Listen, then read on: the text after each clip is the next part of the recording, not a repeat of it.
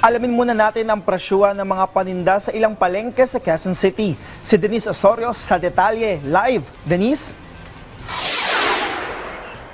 Rise and shine, Rod, dito sa Kamuning Public Market, maaga pa lang abala na ang ating mga kababayan dahil maganda ang panahon ngayon. Karamihan sa ating mga presyuhan, stable. Pero syempre meron pa rin mga tumaas at meron pa rin mga bumaba. Para sa ating mga isda, pareho pa rin ang presyo ng tilapia na nasa 160 pesos per kilo. Ang bangus ay 260 pesos per kilo pa rin. At ang hipon hindi rin gumalaw sa 400 pesos per kilo. Bumaba naman ang galunggong mula 320 pesos sa 300 pesos kada kilo. Ayon kay George Serrano na 2 dekada nang nagtitinda ng seafood, kakaunti na ang supply nito sa lakas ng demand.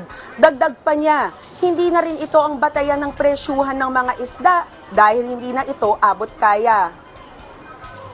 Pag tumaas yung galunggong, ibig sabihin nakakatak niya yung iba. Pero ngayon hindi na. Wala lang supply. Kaya mataas ang demand. Kasi kung mayroong supply yan, ma-accommodate niya yung demand. Pero ang tilapia, nananatiling matatag ang presyo na mababa. Siyempre, domestic na yan alaga na yan Hindi naman nawawala sa merkado yan Sa manok naman, bumaba ang presyo ng buong manok mula 260 ngayon 250. Ganon din ang leg, thigh, wing at breast na nasa 250 pesos kada kilo.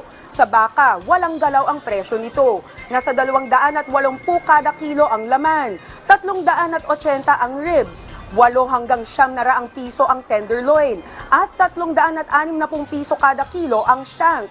Para sa baboy, bumaba ang laman at kasi mula halos 400 pesos kada kilo, ngayon nasa 370. Ang liempo naman ay nasa 450 pesos kada kilo mula 470 pesos. Sa gulay, tumaas ang bawang, sibuyas at kamatis. Pero mas mura ngayon ang pechay at sitaw mula 30 pesos, ngayon 20 kada tali. Meron ring bahagyang tumaas tulad ng talong at sayote, habang bumaba ang broccoli, cauliflower at bell pepper. Nananatili namang same price ang presyo ng mga sili. Rod, ayon sa ating mga nagtitinda, epekto pa rin ng mga dumaang bagyo noong nakaraan ang pagtaas at pagbaba ng presyuhan natin ngayon sa merkado. Dahil may kakulangan pa rin sa supply para sa ilang mga gulay at yung iba naman ay may oversupply. Yan ang pinakahuling balita mula rito sa Kamuning Public Market. Balik sa iyo, Rod. Maraming salamat, Denise Osorio.